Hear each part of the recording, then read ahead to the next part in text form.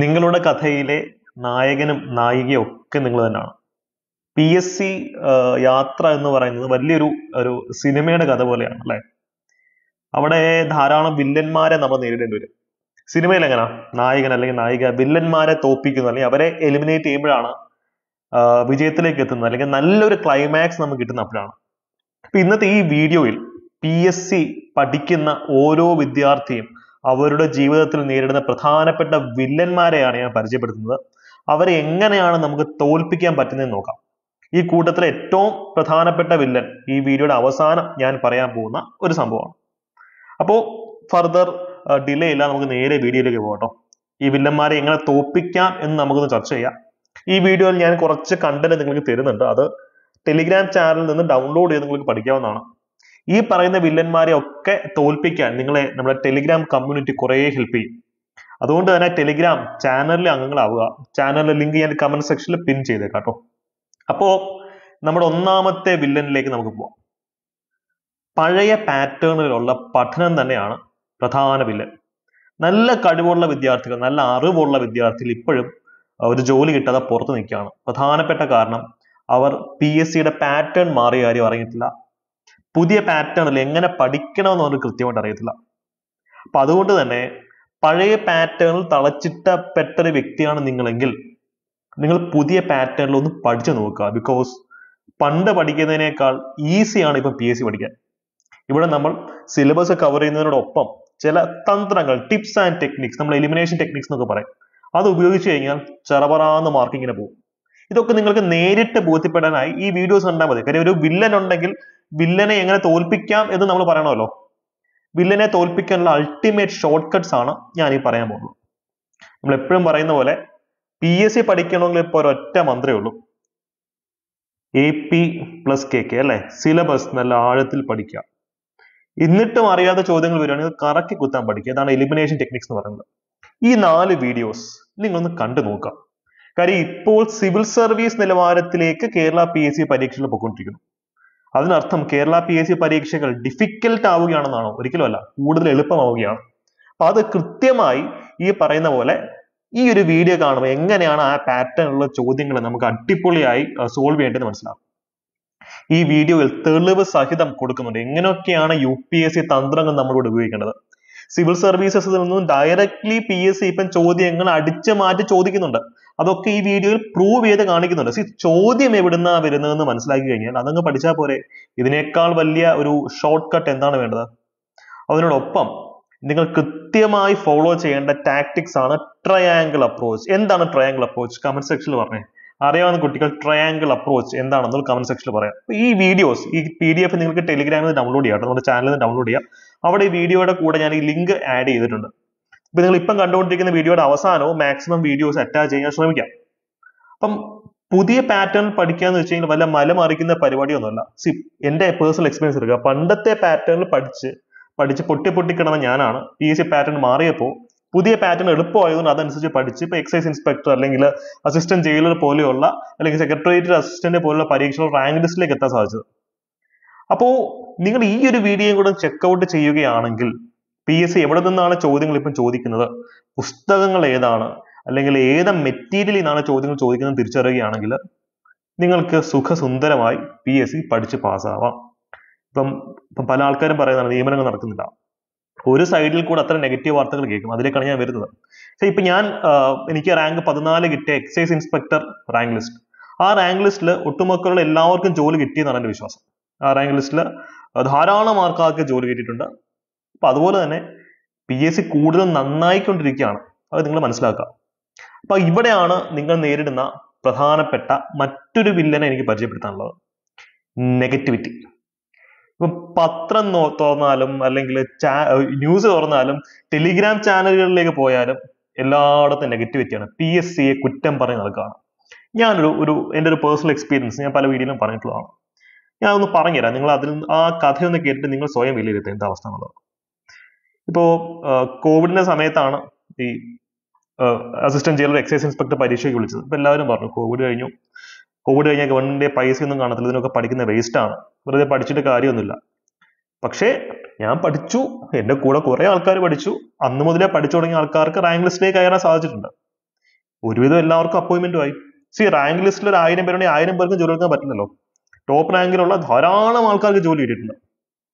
അപ്പൊ അന്ന് നെഗറ്റിവിറ്റി പറഞ്ഞ ആൾക്കാർ എന്ത് ചെയ്തു? മറ്റൊരു എക്സാമ്പിൾ ഞാൻ പറയാം. LSGS ഇപ്പൊ മെയിൻസ് എക്സാം വരാൻ പോവാണല്ലേ. LSGS second mains exam. ഇതിന്റെ ബാച്ച് ഞാൻ ആരംഭിച്ചപ്പോൾ ഒരു ബിരുദൻ നമ്മുടെ ടെലിഗ്രാം കമ്മ്യൂണിറ്റിയിൽ വന്നിട്ട് ഭയങ്കര ഘോരഘോര പ്രസംഗമാണ്. ഈ പരീക്ഷ ഒന്നും വിളിക്കാൻ പോകത്തില്ല, ഇന്ന് ഒരു കാലത്ത് വിളിക്കുന്നതല്ല, ഗവൺമെന്റിന്റെ കയ്യിൽ ഫണ്ട് ഇല്ല, ഇതിന്റെ പ്രിലിംസും മെയിൻസ് ഒന്നും നടക്കുന്നില്ലെന്ന് പറഞ്ഞു. ഞാൻ അദ്ദേഹത്തെ നോക്കിയപ്പോൾ അദ്ദേഹം എന്റെ LSGS ബാച്ചിന് അംഗമാണ്. നന്നായിട്ട് പഠിക്കുന്ന സ്മാർട്ട് ആയിട്ടുള്ള വ്യക്തിയാണ്. ഞാൻ സ്ഥിരം ഞങ്ങൾ മെസ്സേജ് ഒക്കെ അയക്കുന്നതാണ്, അത് എന്ത് സംശയം ചോദിക്കും, നല്ല ബ്രില്യൻ്റ് ഡൗട്ട് ചോദിക്കുന്ന വ്യക്തിയാണ്. പിന്നെ മനസ്സിലായത് ഇങ്ങനെ പറഞ്ഞാൽ 10 പേര് പഠിക്കാതിരിക്കും, അപ്പൊ അത് അദ്ദേഹത്തിനാണ് ബെനിഫിഷ്യൽ ആവുന്നത്. അപ്പൊ ഈ നെഗറ്റിവിറ്റി പരത്തുന്ന ആൾക്കാർ പ്രധാനമായിട്ടും കോമ്പറ്റീഷൻ കുറയ്ക്കാനാണ് നോക്കുന്നത് മനസ്സിലാക്കുക. അപ്പൊ അവരുടെ ഒരു കോമ്പറ്റീറ്ററാണ് നിങ്ങൾ. അങ്ങനെ നെഗറ്റിവിറ്റി പറഞ്ഞ് ആൾക്കാരുടെ മനസ്സ് മടുപ്പിക്കുന്ന വലിയൊരു ക്രൗഡ് PSC ഉണ്ട്, ഇല്ല എന്ന് പറയാൻ പറ്റത്തില്ല. ഇപ്പൊ നന്നായിട്ട് പഠിക്കുന്ന ആൾക്കാർ തന്നെയാണ് ഈ കൂടുതൽ പലരും. മറ്റുള്ളവരെ എടുത്ത് പഠിക്കണ്ട എന്ന് പറഞ്ഞിട്ട് ഈ വിരുദികളും എല്ലാവരും ഉണ്ട് കേട്ടോ. അവര് കുത്തിയിരുന്നങ്ങ് പഠിക്കും. ഓക്കെ, അത് വളരെ നല്ല മാർക്ക് ഉണ്ടായിരുന്നു. ഇപ്പൊ മെയിൻസ് എക്സാം എഴുതാൻ പോവാണ്. അപ്പോ ഇതൊക്കെയാണ് ഇതിന്റെ പിന്നാമ്പുറ കഥകൾ എന്ന് പറയുന്നത്. അതുകൊണ്ട് തന്നെ നെഗറ്റിവിറ്റിയിൽ നിന്നും അകലം പാലിക്കുക. അപ്പം ഞാനിതിപ്പോ ഒരു രാഷ്ട്രീയമായി പറയുന്നൊരു കാര്യമല്ല. ഇപ്പോ UPSC പരീക്ഷയിൽ ഒരു വ്യക്തി നമ്മളിപ്പം കണ്ടതാണ്, ഉടായിപ്പ് കാണിച്ച് റാങ്ക് ലിസ്റ്റിൽ കയറി IAS വരെ ആയി. അപ്പൊ ആ പേരും പറഞ്ഞ് UPSC കാൻഡിഡേറ്റ്സ് ഇനി മുതൽ ഞാൻ UPSC പഠിക്കുന്നില്ല എന്ന് വാശി പിടിച്ചിരിക്കത്തില്ല. കാര്യം ഇതൊക്കെ PSC പഠിക്കുന്ന ഉദ്യോഗാർത്ഥികളാണ് ഈ പ്രശ്നം കൂടുതൽ കാണുന്നത്. PSC ചെറിയ വാർത്ത, ഞാൻ PSC പഠിത്തം നിർത്തി എന്നുള്ള അടച്ചിട്ടിട്ട് പോകും. ഒന്ന് ആലോചിച്ച് നോക്കുക, 1000 വേക്കൻസി ഉള്ള UPSC പരീക്ഷ പോലും പിള്ളേർ അത്രയും സീരിയസ് ആയിട്ടാണ് അപ്രോച്ച് ചെയ്യുന്നത്. വർഷം 100 കണക്കിന് നോട്ടിഫിക്കേഷൻ വരുന്ന PSC പരീക്ഷ പഠിക്കുന്ന വിദ്യാർത്ഥികൾ വളരെ സെൻസിറ്റീവ് ആയിട്ടാണ് ഇരിക്കുന്നത്. ഒന്ന് ആലോചിച്ച് നോക്കിയേ. അല്ലെങ്കിൽ പല ആൾക്കാരും പല ഉടായ്പും കാണിച്ച്, അല്ലെങ്കിൽ UPSCയിലെ പല ചോദ്യങ്ങളും UPSC പിൻവലിക്കത്ത് പോലും ഇല്ല, അത് മിസ്റ്റേക്ക് ആണെന്ന് അവർക്ക് ബോധ്യപ്പെട്ടാൽ പോലും. PSC പിന്നെ പിൻവലിക്കുന്നു ചെയ്യുന്ന പറയാം. പക്ഷെ ഈ പേരും പറഞ്ഞുകൊണ്ട് ഓക്കെ എന്നാ ഞാൻ സിവിൽ സർവീസിന് പ്രിപ്പയർ ചെയ്യുന്നില്ല എന്ന് തീരുമാനമെടുത്ത്, അല്ലെങ്കിൽ അങ്ങനെ ഒരു മെസ്സേജ് സ്പ്രെഡ് ആവുന്നത് അപൂർവമായി കാണാറുണ്ടെങ്കിലും PSC സർക്കിളിലുള്ള അത്ര രൂക്ഷമല്ല. അതുകൊണ്ട് തന്നെ നെഗറ്റിവിറ്റി എല്ലായിടത്തും നിന്ന് വരും. നിങ്ങൾ അതിനെ ഓവർകം ചെയ്യാനുള്ളൊരു മാനസികമായ പക്വത കാണിക്കുക. ഇനിയിപ്പോ സെക്രട്ടേറിയറ്റ് അസിസ്റ്റന്റ് നോട്ടിഫിക്കേഷൻ വരാൻ പോവാണ്. ഓക്കെ, പരീക്ഷ വിളിക്കത്തില്ല, വിളിച്ചാലും നിയമനം നടക്കത്തില്ല എന്ന് പറഞ്ഞ് ധാരാളം ബഹളം കേൾക്കുന്നതാണ്. പക്ഷെ അത് കേട്ടിട്ട് നിങ്ങൾ പഠിക്കാതിരുന്ന നഷ്ടം നിങ്ങൾക്കാണ്. പഠിക്കുന്നവർ, ഇപ്പൊ എന്റെ അറിവിൽ PSC ആത്മാർത്ഥമായി പഠിച്ചിട്ടുള്ള എല്ലാവർക്കും ജോലി ഇട്ടിട്ടുണ്ട്. പകുതിക്ക് വെച്ച് ഇട്ടിട്ട് പോയിട്ടുള്ള ആൾക്കാരുണ്ട്, നല്ല കാലിബറുള്ള, അവരുടെ കേസ് അല്ല ഞാൻ പറഞ്ഞത്. ആത്മാർത്ഥമായി പുതിയ പാറ്റേൺ ട്രെൻഡ് അറിഞ്ഞ് പഠിക്കുന്നവർക്കൊക്കെ ജോലി കിട്ടുന്നുണ്ട്. കാര്യം വളരെ കുറച്ച് ആൾക്കാരാണ് പഠിക്കുന്നുള്ളൂ, അതാണ് മെയിൻ റീസൺ. അതുകൊണ്ട് നെഗറ്റിവിറ്റിക്ക് പുറകെ പോകരുത്, നെഗറ്റീവ് വാർത്തകൾക്ക് പുറകെ പോകരുത്. നിങ്ങളുടെ പഠനത്തിൽ ഏറ്റവും വലിയ വില്ലൻ ഇതാണ്. കാര്യം ഭരിക്കുന്ന ഗവൺമെന്റിനെ ക്രിട്ടിസൈസ് ചെയ്യാനുള്ള, അതിപ്പോ കേരളത്തിൽ മാത്രം എല്ലാ സംസ്ഥാനങ്ങളും ക്രിട്ടിസൈസ് ചെയ്യാനുള്ള ഏറ്റവും നല്ല ഇൻസ്ട്രുമെന്റ് ആണ് PSC. മനസ്സിലായല്ലോ. പക്ഷെ ഇന്ത്യയിൽ ഏറ്റവും കൂടുതൽ നിയമനം നടത്തുന്നത് കേരള PSC ആണ്. മറ്റ് സംസ്ഥാനങ്ങളുടെ അവസ്ഥ ഇതിലും മോശമാണ്. ഞാനിത് പറയുന്നതിന് മെയിൻ റീസൺ നിങ്ങൾ ഇത് പഠിക്കണം. കാര്യം നമ്മൾ എല്ലാ ഡയമെൻഷനിലും കാര്യങ്ങളെ നോക്കിക്കാണാൻ ശ്രമിക്കണം. ഇപ്പൊ CPO റാങ്ക് ലിസ്റ്റ് ആയിരിക്കും പലരുടെയും മനസ്സിലേക്ക് വരുന്നത്. അതൊരു ട്രാജഡി തന്നെയാണ്, ഇല്ലെന്ന് പറയാൻ പറ്റില്ല. പക്ഷേ ആ ഒരു മെന്റാലിറ്റിയിൽ പഠിക്കാതിരിക്കുന്ന ആൾക്കാരെക്കാളും അതിനെ ഓവർകം ചെയ്ത് പഠിക്കുന്ന ആൾക്കാർക്കായിരിക്കും ഇനിയുള്ള പരീക്ഷ ജോലി കിട്ടാൻ പോവാം. 100% പെർഫെക്റ്റ് ആയിട്ട് ഒരു സിസ്റ്റം ഇല്ല. നിങ്ങളും 100% പെർഫെക്റ്റ് അല്ല, ഞാനും 100% പെർഫെക്റ്റ് അല്ല. അതുകൊണ്ട് ന്യൂനതകൾ എല്ലായിടത്തും ഉണ്ട്. പക്ഷെ അതിന്റെ പേരിൽ പഠിക്കാതിരുന്നാൽ പോകുന്നത് നിങ്ങൾക്കേ പോകുന്നു, നഷ്ടം നിങ്ങൾക്ക് മാത്രമായിരിക്കും. ഓക്കെ, അപ്പൊ അടുത്ത ഒരു പ്രധാനപ്പെട്ട നെഗറ്റിവിറ്റി എന്ന് പറയുന്നത് നെഗറ്റീവ് പീപ്പിളിന്റെ കാര്യം നമ്മൾ പറഞ്ഞു. പക്ഷെ മറ്റൊരു വില്ലനായിട്ടുള്ള നെഗറ്റിവിറ്റി ഉണ്ട്, അതാണ് നെഗറ്റീവ് മാർക്ക്. നമ്മൾ എല്ലാവരുടെയും എന്താ പറയുക സ്വപ്നമാണ് നെഗറ്റീവ് മാർക്കുകൾ ഒഴിവാക്കിക്കൊണ്ട് പരീക്ഷ എഴുതുക. നെഗറ്റീവ് മാർക്ക് കൂടുമ്പോഴാണല്ലോ പല ആൾക്കാരും പറഞ്ഞു, ഞാൻ ഇത്ര ചോദ്യം ശരിയായി സാറേ, പക്ഷെ നെഗറ്റീവ് മാർക്ക് കൂടിയതുകൊണ്ട് എനിക്ക് റാങ്ക് ലിസ്റ്റിലേക്ക് വരാൻ പറ്റിയില്ല.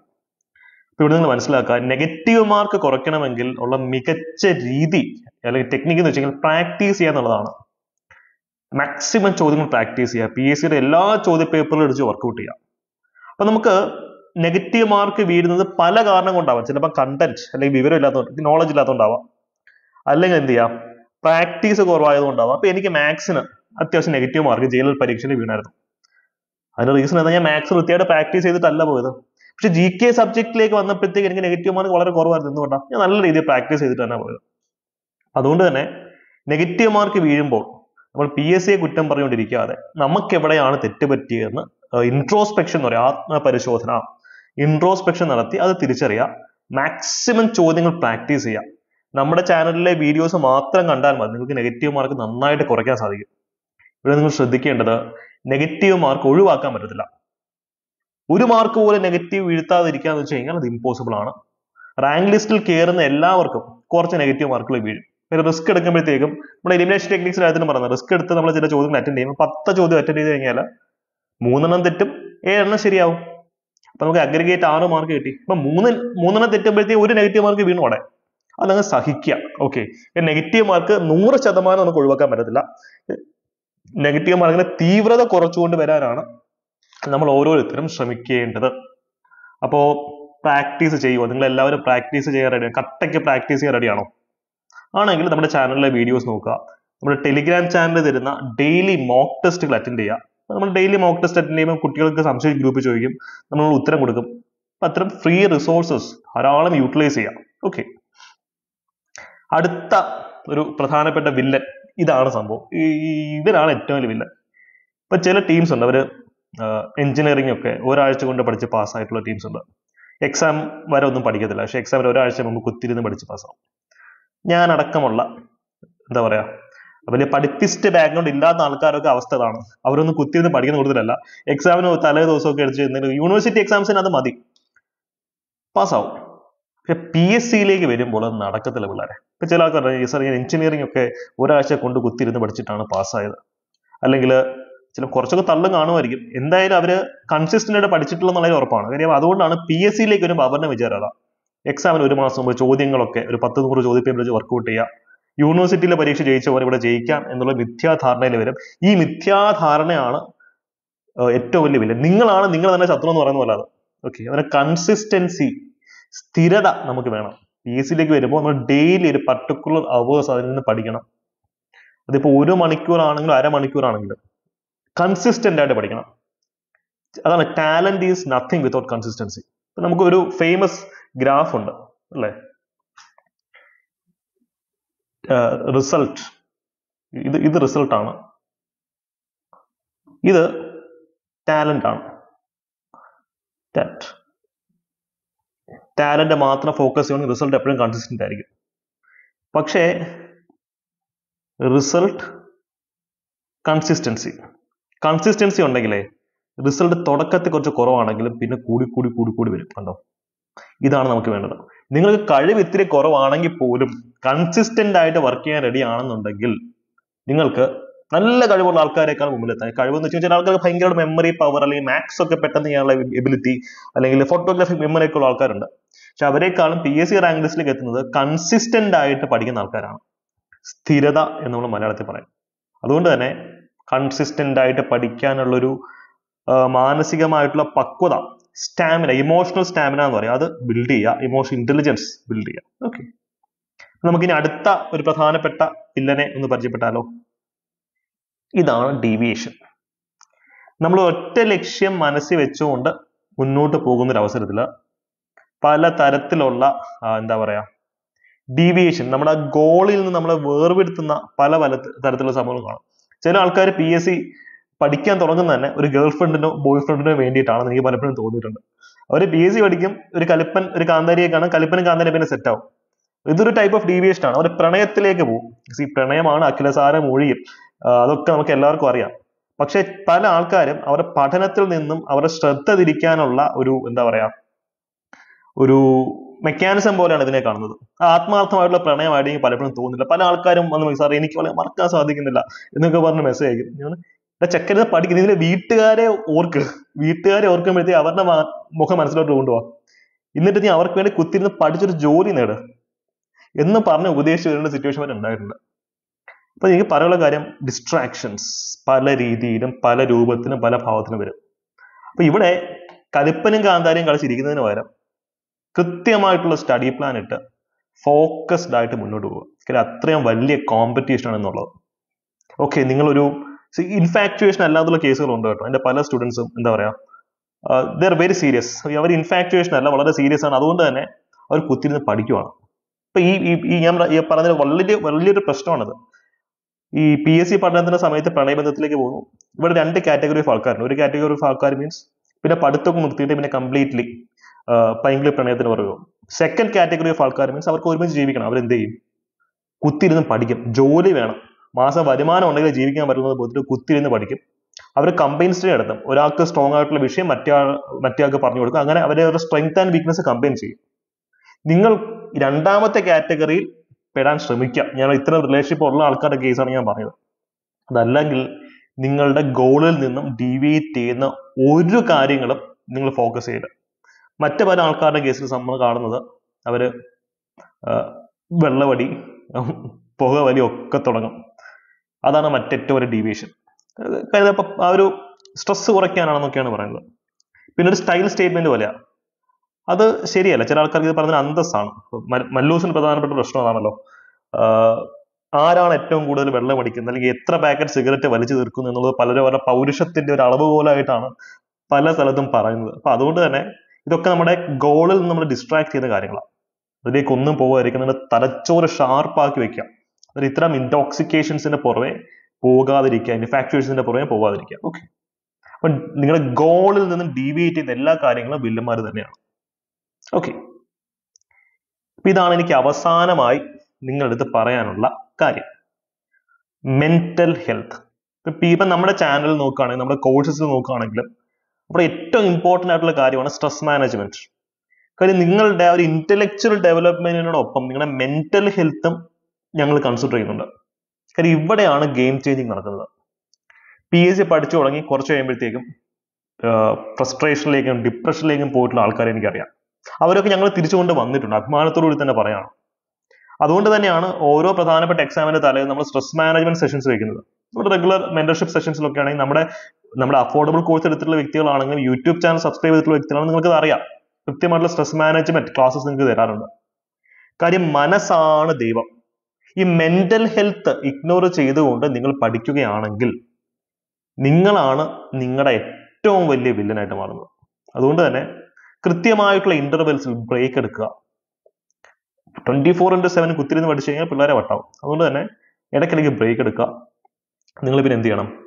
നല്ലൊരു സിനിമ കാണാൻ പോവുക, നല്ല മ്യൂസിക് കേൾക്കുക, എക്സസൈസ്, വർക്കൗട്ട് സ്ഥിരമായി ചെയ്യുക. വർക്കൗട്ട് എന്ന് വെച്ച് കഴിഞ്ഞാൽ വളരെ ഇമ്പോർട്ടൻ്റ് ഉള്ള ഒരു കാര്യമാണ്. കാര്യം അത്രയും എന്താ പറയുക, മൊണോട്ടണസ് ആണ് PSC പഠനം എന്ന് പറയുന്ന യാത്ര, അല്ലേ? നമ്മൾ ലോങ് അവേഴ്സ് നമ്മൾ ഒറ്റയ്ക്ക് ഇരുന്ന് പഠിക്കണം, ക്ലാസ്സസ് കാണണം, ടെസ്റ്റ് എഴുതണം, ടെസ്റ്റിന് മാർക്ക് പറയാൻ നമുക്ക് ഫ്രസ്ട്രേഷൻ. ഇവിടെയൊക്കെ നിങ്ങളുടെ മനസ്സാണ് നിങ്ങളുടെ ഏറ്റവും മൂർച്ചയുള്ള ആയുധം. അതുകൊണ്ട് തന്നെ മെന്റൽ ഹെൽത്ത് ഫോക്കസ് ചെയ്ത് പോകാം. മെഡിറ്റേഷൻ, നമ്മുടെ ചാനലിലെ പ്ലേലിസ്റ്റുകൾ നോക്കിയാൽ മതി, നിങ്ങൾക്ക് ഇതിനുള്ള കൃത്യമായ ടിപ്സ് ആൻഡ് ടെക്നിക്സ് കിട്ടും. മെന്റൽ ഹെൽത്ത് കീപ്പ് ചെയ്യാതെ നിങ്ങൾ മുന്നോട്ട് പോകരുത്. എക്സ്ട്രീം കേസ് ആണെങ്കിൽ നിങ്ങൾക്ക് ഒരു എക്സ്പേർട്ടിന്റെ സഹായം തേടുന്നുണ്ട്, ഒരു കുഴപ്പമില്ല. ഒരു മെന്റൽ ഹെൽത്ത് എക്സ്പേർട്ടിന്റെ സഹായം നിങ്ങൾക്ക് തേടാം. ഓക്കെ, അപ്പൊ ഇത്രയാണ് എനിക്ക് പ്രധാനമായിട്ട് നിങ്ങൾക്ക് പറയാനുള്ളൊരു കാര്യം. ഇത് നിങ്ങളുടെ പ്രധാനപ്പെട്ട ഡെവിൾ ആരാണെന്ന് നിങ്ങൾ കമന്റ് സെക്ഷനിൽ പറയാം. നിങ്ങൾ നേരിടുന്ന ഏറ്റവും വലിയ വില്ലൻ ഈ പറഞ്ഞ ലിസ്റ്റിലുള്ളതാണോ, അതില്ലാത്ത മറ്റെന്തെങ്കിലും ഉണ്ടോ? കാര്യം ഇതൊരു കൊളാബറേറ്റീവ് ലേണിംഗ് പ്ലാറ്റ്ഫോം ആണ്. കുറെ പേര് ഇങ്ങനെ കമന്റ് ചെയ്യുമ്പോഴത്തേക്കും ആൾക്കാർക്ക് മനസ്സിലാവും, ഇത് എന്റെ മാത്രം പ്രശ്നമല്ല, ഇതൊരു ആഗോള പ്രതിഭാസമാണെന്ന് തിരിച്ചറിയുമ്പോൾ തന്നെ ആൾക്കാർക്ക് വലിയൊരു റിലാക്സേഷൻ ആയിരിക്കും, അല്ലേ? അതുകൊണ്ട് തന്നെ ഈ യാത്രയിൽ നിങ്ങൾ നേരിടുന്ന ഏറ്റവും വലിയ വില്ലൻ എന്താണ് എന്ന് കമന്റ് സെക്ഷനിൽ പറയാട്ടോ. അപ്പൊ അതിന് സൊല്യൂഷൻ നമുക്ക് ഒരുമിച്ച് കണ്ടെത്താൻ ശ്രമിക്കാം. കാര്യം നമ്മൾ ഒരുമിച്ച് യാത്ര ചെയ്യുമ്പോഴാണ് അത് ബ്യൂട്ടിഫുൾ ആവുക. ഒറ്റയ്ക്ക് യാത്ര ചെയ്യുമ്പോൾ നല്ല ബോറടി ആയിരിക്കും. ഒരുമിച്ച് യാത്ര ചെയ്യുമ്പോൾ അത് എക്സ്ട്രീംലി ബ്യൂട്ടിഫുൾ ആവുക. ഇങ്ങനെ നമ്മുടെ സെക്രട്ടേറിയറ്റ് അസിസ്റ്റന്റ് ബാച്ച് സ്റ്റാർട്ട് ചെയ്യാൻ പോവാണ്. കോഴ്സിലേക്ക് അഡ്മിഷൻ എടുക്കാൻ താല്പര്യമുള്ള ആൾക്കാർക്ക് ഒരു അഫോർഡബിൾ ഫീസ് തന്നെയാണ് നമ്മൾ ഫിക്സ് ചെയ്തിട്ടുള്ളത്. കമന്റ് സെക്ഷനിൽ നമ്പറിൽ കോൺടാക്ട് ചെയ്യുകയാണെങ്കിൽ ഫുൾ ഡീറ്റെയിൽസും കിട്ടുന്നതായിരിക്കും കേട്ടോ. അപ്പോൾ നിങ്ങളുടെ ഡെവിൾ, നിങ്ങളുടെ പിശാച് അല്ലെങ്കിൽ നിങ്ങളുടെ ജീവിതത്തിലെ വില്ലൻ എന്താണെന്ന് കമന്റ് സെക്ഷനിൽ പറയാം. All the best.